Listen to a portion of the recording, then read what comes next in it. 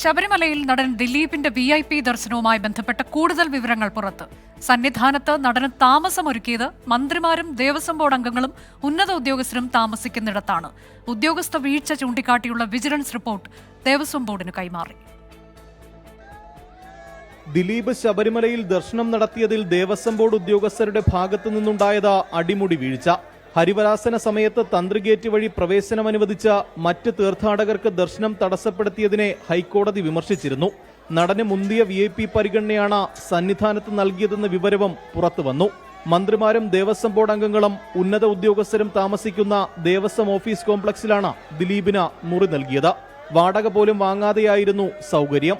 നടിയെ ആക്രമിച്ച കേസിലെ പ്രതിയായ ദിലീപിന് ഉന്നത പോലീസ് ഉദ്യോഗസ്ഥരടക്കം താമസിക്കുന്ന ഇടത്ത് മുറി നൽകിയത് ഗുരുതര വീഴ്ചയാണ്.